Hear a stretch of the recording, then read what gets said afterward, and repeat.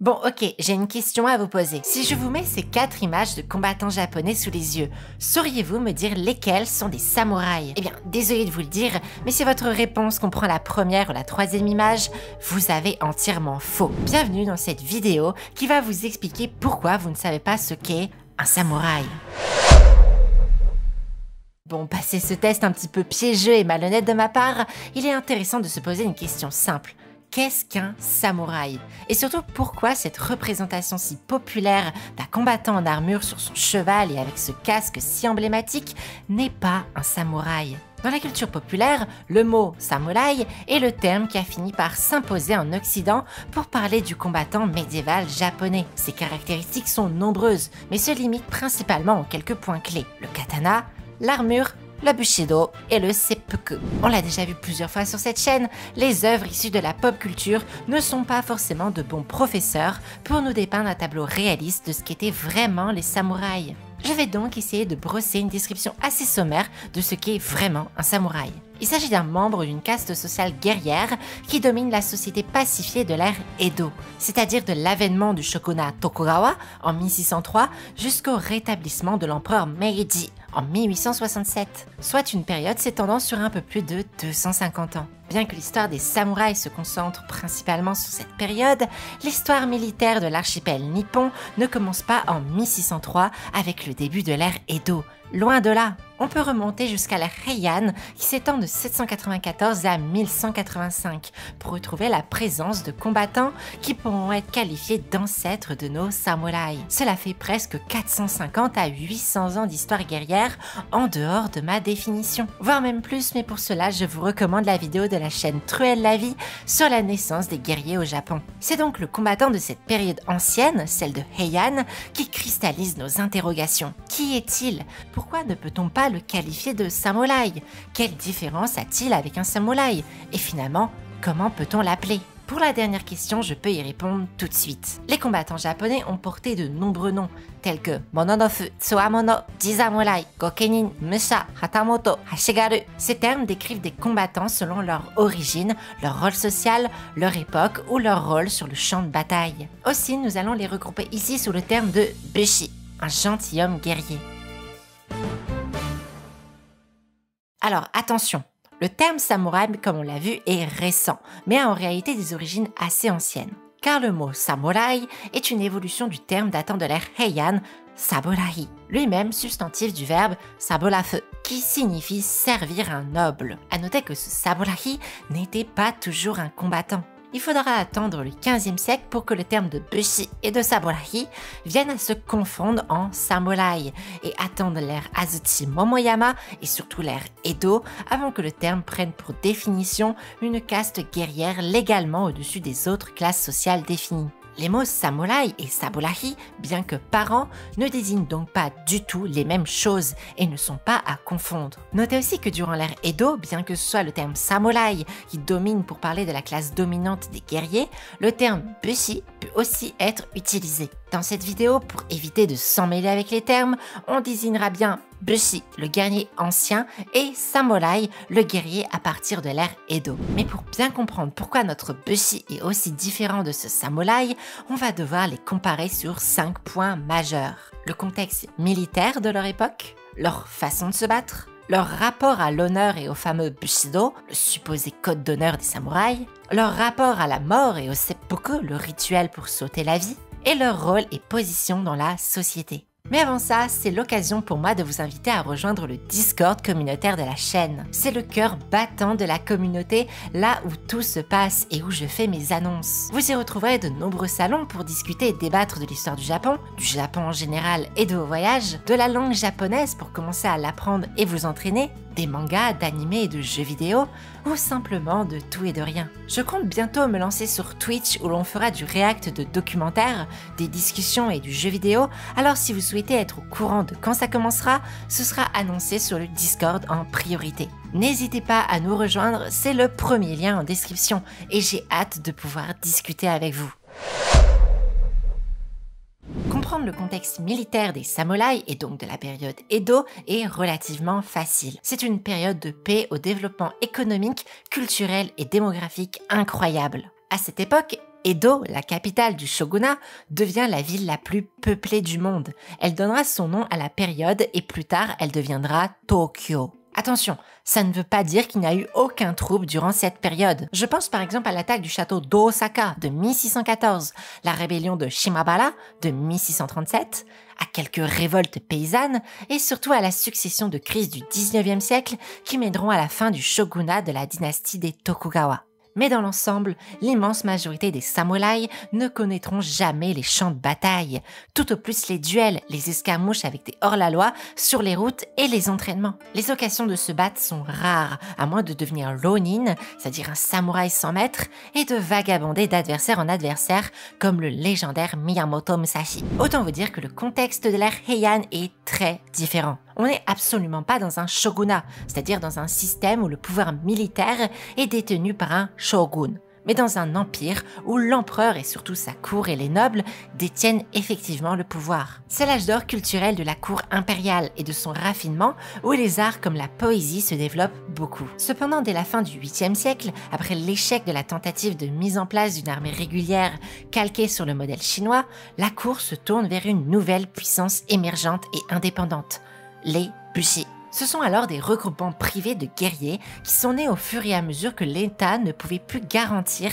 la sécurité des provinces, notamment à l'Est. La plupart sont en réalité des paysans qui ne se battent qu'occasionnellement pour défendre leurs terres ou régler des conflits. Mais certains propriétaires terriens vont plus loin et finissent par dédier leur vie aux arts guerriers jusqu'à se regrouper en bandes de mercenaires privés, les Bushidan. Ce sont ces mercenaires professionnels que l'on appelle bushi. Bon, clairement ici je vous ai tout résumé, car l'apparition des premiers guerriers bushi est un sujet très vaste et compliqué qui méritera très largement sa propre vidéo. En tout cas, certains de ces Bushidan gagnent en nombre et en renommée, et ces groupes de combattants privés se font bien vite débaucher par les nobles de la cour impériale, les Kugyo, qui voient un intérêt tout simple: entretenir leur puissance militaire privée pour gagner en influence. C'est d'autant plus vrai que les provinces deviennent rapidement une zone de compétition entre nobles moyens appelés Zuryo, qui voient dans le contrôle des provinces et le développement de celles-ci un moyen d'atteindre un rang de noblesse plus important. Par ailleurs, le développement assez important du banditisme, né de l'incapacité de l'État impérial à faire régner l'ordre du fait de son éloignement, justifiait l'intervention des Bushidan. C'est dans ce contexte que deux puissants clans de guerriers vont émerger, les Taira et les Minamoto. Ceux-ci entrent dans un processus de rivalité qui entraîne de grands affrontements, comme la rébellion de Hogen en 1156 et surtout la guerre de Genpei de 1180 à 1185, qui voit les Minamoto s'imposer comme clan le plus puissant, jusqu'à concurrencer l'importance de l'empereur et de sa cour et fonder le premier shogunat, celui de Kamakura, un ordre social où les guerriers et le shogun dirigent le Japon. C'est ce qu'on appelle le bakufu, ou gouvernement de la tente. Et je vous le dis tout de suite, le shogunat Kamakura ne sera pas beaucoup plus calme. Avec les rivalités entre seigneurs qui deviendront de plus en plus développées et les deux invasions mongoles comme dépeint dans le jeu Ghost of Tsushima, on est très loin d'une paix prospère. Le samouraï et le bushi de l'ère Heian évoluent donc dans des contextes historiques et militaires très différents. Les premiers vivent dans une ère de paix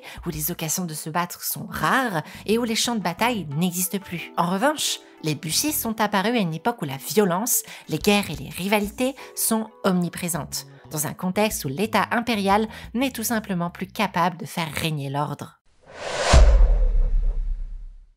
Le samouraï, avec son fameux katana et son wakizashi, a marqué durablement l'imaginaire collectif. Et pour cause, durant toute l'ère Edo, le daisho, c'est-à-dire le couple du wakizashi et du katana, porté à la ceinture, est devenu le symbole de la caste des guerriers, à tel point qu'ils ont largement éclipsé les représentations de toutes les autres armes, pourtant bien plus présentes sur les champs de bataille de leurs prédécesseurs. Et l'escrime au katana deviendra rapidement la base de l'éducation martiale des samouraïs. Comme je disais précédemment, la formation militaire des samouraïs repose davantage sur la forme du duel que sur de vastes manœuvres au sein de champs de bataille. Avec la présence des katanas, c'est bien l'escrime qui dominera la façon de se battre et d'en découdre. Les armures ne sont alors plus utilisées et souvent délaissées. C'est en kimono que les duels ont lieu le plus souvent. Cela rend les combattants très vulnérables au tranchant des sabres. Ces affrontements sont donc rapides et très dangereux pour les deux opposants. Des combats qui se finissent généralement au premier coup porté. C'est d'ailleurs de cette période de combat éclair au katana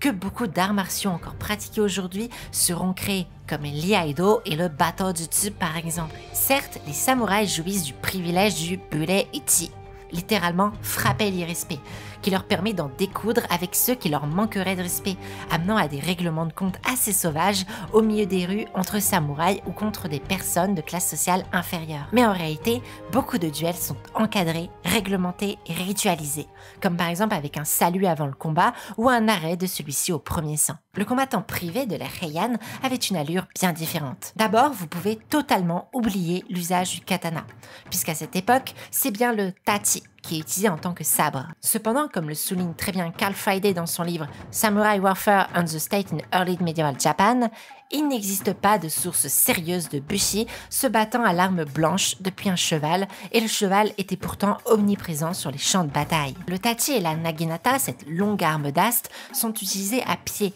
dans des situations où le cheval n'est plus efficace, comme par exemple dans les villes ou les châteaux. Mais si la majorité des combats se font à cheval et qu'ils utilisaient peu d'armes blanches, c'était quoi leur arme fétiche? Eh bien, c'était l'arc. Tellement que quand quelqu'un devient bushi, on dit qu'il emprunte la voie de l'arc et des flèches.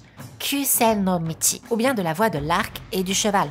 Kyuba no michi, des termes qui étaient alors synonymes de compétences militaires du 8e au 14e siècle. Un épisode de la bataille d'Ishibashi de 1180, décrit par Azuma Kagami, décrit bien cette supériorité de l'arc sur le sabre. Faisant pivoter leur monture et lâchant des flèches, ils ont attaqué Kagehisa. L'heure de la mêlée était venue. Leur corde d'arc coupée, Kagehisa et ses hommes ont dégainé leurs sabres et les ont brandis. Mais ils ne pouvaient pas ainsi lutter contre les flèches et les pierres.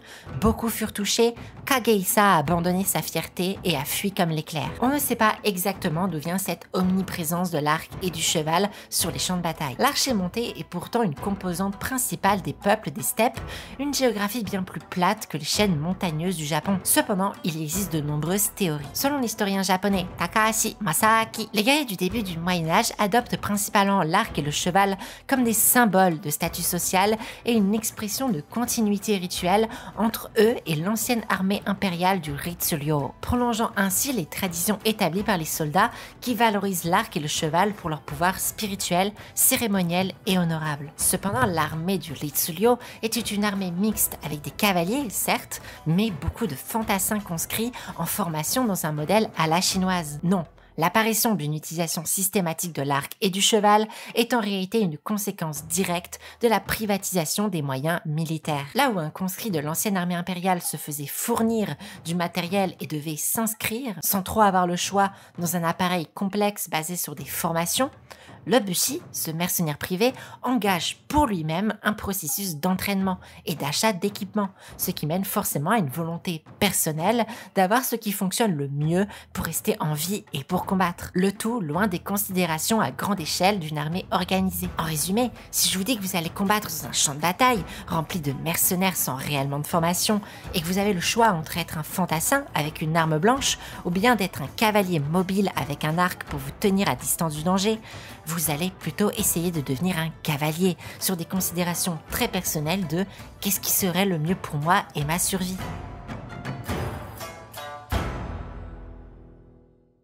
L'armure aussi est cruciale dans ce genre de combat. Ce qui se fait de mieux à cette époque est l'armure appelée Oyoroi, une armure lourde faite pour les cavaliers, qui porte son poids tout entier sur les épaules. C'est une armure peu ajustée au corps qu'on pourrait presque comparer à une grosse boîte. Les épaulières, appelées osode, sont imposantes. Ce sont de véritables boucliers sur chaque épaule que l'on peut passer en avant pour se protéger derrière ou les mettre par derrière l'épaule pour qu'elles ne gênent pas. Le souci, c'est qu'il y a beaucoup d'ouvertures dans cette armure. Dès que l'on va commencer à tirer la corde, cela va forcément exposer grandement les aisselles. Le cou aussi est assez mal protégé. Ainsi en va-t-il du principal conseil de Kumagae à son fils Naoye lors d'une bataille en 1184. Reste calme lorsque l'ennemi s'approche. Garde la plaque d'épaule qui fait face aux flèches entrantes opposées à ton casque. Ferme les ouvertures dans ton armure, continue de secouer et de la remonter pour ne laisser passer aucune flèche. Ne laisse pas ton armure s'ouvrir lorsque tu te déplaces. Cette armure était aussi assez peu pratique à pied, très lourde, très encombrante et gênant les mouvements. D'où aussi l'intérêt d'éviter au maximum de perdre son cheval. On a donc un samouraï en kimono plutôt léger, armé d'un katana dans des duels encadrés et réglementés, face à des mercenaires bushi se battant dans des champs de bataille à cheval en utilisant principalement l'arc enfermé dans de lourdes armures.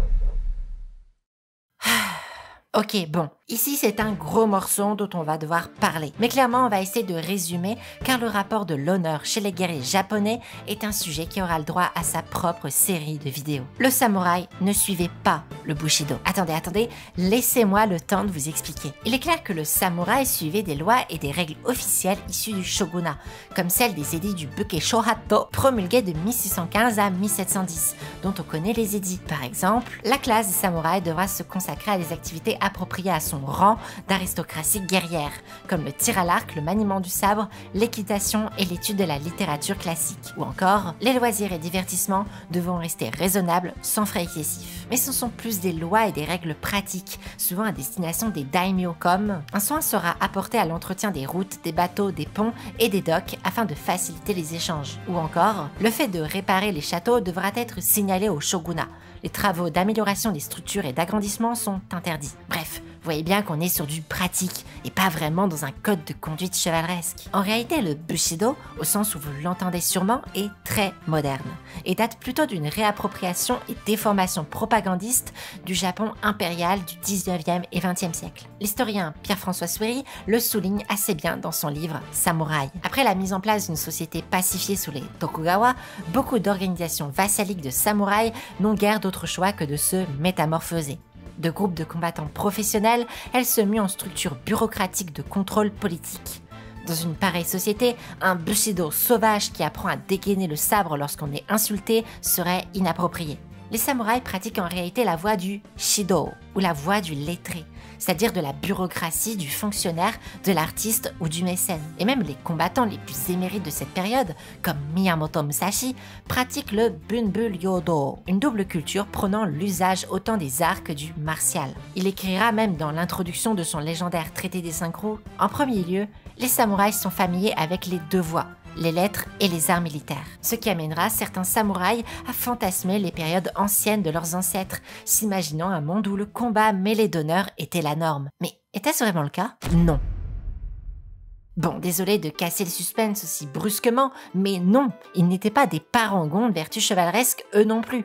Encore une fois, on aura l'occasion d'en discuter plus en profondeur dans une prochaine vidéo. En attendant, il est clair que la notion de réputation était absolument cruciale pour les Bushi, peu importe la période, mais ce n'était jamais au détriment d'un grand pragmatisme stratégique. S'il était plus avantageux de trahir que d'être fidèle, les Bushi n'avaient pas de mal à le faire. S'il était plus avantageux de fuir pour mieux se reconstruire et se venger, plutôt que de s'ouvrir le ventre au moindre déshonneur, alors ils fuyaient. Pourtant, certains écrits comme le Heike Monogatari du XIIIe siècle ont fait l'éloge du romantisme des Bushi.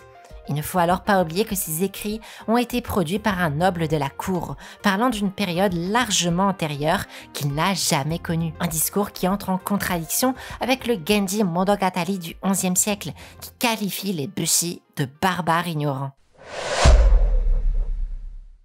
Si on parle d'honneur, il faut absolument que l'on parle de la mort, car les deux, dans l'imaginaire de Bushido, sont absolument indissociables. On parle alors même d'une exaltation de la mort dans le recueil Hagakure de Yamamoto Tsunetomo de 1716. Celui qui choisit de vivre tout en ayant failli à sa mission encourra le mépris et sera à la fois un lâche et un raté. Celui qui meurt après avoir échoué meurt d'une mort fanatique qui peut sembler inutile, mais ne sera pas par contre déshonoré. Telle est en fait la voie du samouraï. Il est vrai que durant l'ère Edo, le seppuku se ritualise. C'est durant cette période que l'on pourra retrouver tout le cérémoniel de notre imaginaire collectif, avec le kimono blanc, le petit couteau enroulé dans un tissu et le kaishakunin derrière, prêt à trancher la tête du condamné. Oups, désolé pour le spoil, car oui, on parle bien de condamné.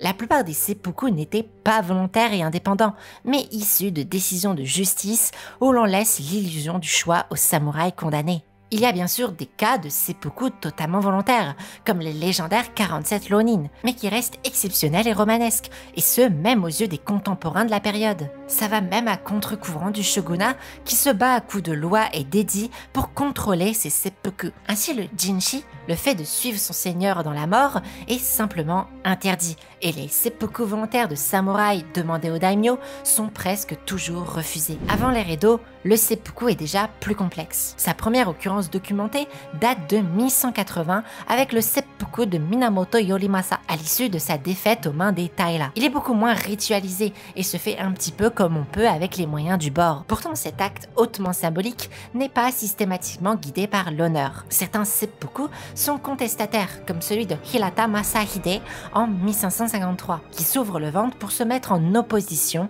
vis-à-vis du caractère frondeur de son protégé, un certain Oda Nobunaga. Mais l'immense majorité des seppuku surviennent simplement en ultime recours lorsque l'on est dos au mur, à l'instar de celui de Oda Nobunaga lui-même, qui commettra l'irréparable en 1582, alors qu'il était acculé par les troupes d'un traître. Non, il n'y a pas d'exaltation de la mort pour les Bushi, et durant les Heian d'influence très bouddhiste, l'acte de tuer ou de verser le sang était hautement condamnable d'un point de vue religieux et éthique. Dans le Heike Monogatari, un épisode raconte qu'un Bushi du nom de Kumagai, qui était un petit guerrier de province, tue Taira Atsumori, un jeune et beau garçon de l'aristocratie. Écœuré, il aurait dit « Rien n'est plus cruel que le destin de qui porte arc et flèche. Si je n'étais né dans une maison vouée aux arts de la guerre, pareil malheur m'eût été épargné. » Évidemment, on est sur du folklore, mais cet épisode reflète assez bien la position morale face au fait de donner la mort durant cette période. Mais pour bien comprendre ces guerriers, il faut absolument se pencher sur leur rôle dans leur société respective. L'ère Edo est une société contrôlée par tout un corpus de lois et de règles relevant du néo-confucianisme, un mode de pensée nouveau venu de Chine, dérivé du confucianisme, et qui admet un ordre social idéal et naturel auquel on ne peut déroger sous peine de sombrer dans le chaos. Et tant pis si on doit faire quelques arrangements avec le néo-confucianisme chinois qui déconsidère largement le guerrier, une condition qui est alors à peine plus enviable que celle des prostituées ou des parias. Non, le néo-confucianisme japonais mettra à l'honneur les guerriers, les fameux samouraïs. Non pas pour leurs capacités martiales qui ne sont plus vraiment nécessaires en ces temps de paix, mais plutôt pour les exposer comme une valeur étalon de la moralité parfaite, gardien d'une sagesse morale supérieure vis-à-vis des classes inférieures. Un système de classes qui fonctionne via ce que l'on appelle le système Shinokosho, avec en dessous des guerriers les paysans, qui sont cruciaux car produisant les biens de la terre, puis les artisans qui vivent de leur travail grâce à la production des paysans, et finalement les marchands, relativement mal considérés dans ce système qui ne leur reconnaît aucune utilité réelle pour la société. Malgré tout ça, les marchands sont souvent plus riches que la plupart des paysans, voire même plus riches que les samouraïs eux-mêmes et leurs soldes, n'ayant pas le droit de cultiver la terre ou de commercer. On ira jusqu'à s'interroger sur la réelle utilité de ces samouraïs, qui durant le 19e siècle seront même considérés comme des parasites par certains. Les bushi de la Heian sont déjà bien plus nécessaires d'un point de vue militaire, car ce sont eux qui maintiennent l'ordre, mais qui maintiennent aussi le désordre par les troubles qu'ils engendrent et leur rivalité grandissante. Malgré leur position essentielle dans ce pouvoir centré autour de la cour, ceux-ci voient d'un très mauvais œil l'ascension à l'aristocratie de certains d'entre eux. On a déjà vu que certains les considéraient comme des barbares. Il semblerait d'ailleurs, d'après Pierre-François Sury dans son livre Samouraï, que ces guerriers avaient conscience de leur manque de raffinement vis-à-vis de la noblesse et des courtisans. Il faudra cependant attendre le shogunat de Kamakura pour voir les bushi commencer à se considérer comme une véritable caste distincte du reste de la population et se détacher petit à petit de l'influence de la cour. Une domination qui s'effritera largement durant la période Sengoku, où le shogunat Ashikaga ne parviendra plus à faire régner les volontés d'un pouvoir centralisé. C'est pour cela que l'ère Sengoku est parfois appelée l'ère Gakokujo, ou l'ère sans dessus-dessous, une période où l'ascenseur social fonctionnait très bien et où les distinctions de classe n'avaient plus trop de sens, à l'instar d'un certain Toyotomi Hideyoshi, petit conscrit dans l'armée de Oda Nobunaga, qui parviendra à se hisser comme le maître incontesté du Japon jusqu'à sa mort. Et je pense aussi aux ligues Ikki, des ligues communautaires de paysans et d'artisans se groupant dans une forme de groupement militaire géré démocratiquement qui auront un fort impact durant cette période, dont la plus grande d'entre elles, avec des motivations très religieuses, était puissante, posant de réels soucis aux plus grands des daimyo. Vous l'aurez compris, bien que l'on use du mot samouraï à outrance dès que l'on veut parler du guerrier japonais, il désigne en réalité un guerrier particulier d'une période bien précise de l'histoire japonaise. On ne peut pas vraiment faire de généralité en donnant le même nom à des guerriers qui ont presque 650 ans d'écart et si peu en commun. Ne serait-ce que d'un point de vue étymologique, où le mot samouraï descend en réalité des samurai et ne s'imposera vraiment que durant l'ère Edo. Alors, la prochaine fois que vous jouerez à votre jeu vidéo favori se déroulant dans le Japon médiéval, vous pourrez vous demander si ce guerrier que vous incarnez n'a pas une histoire beaucoup plus complexe à vous raconter que celle d'être un samouraï cliché.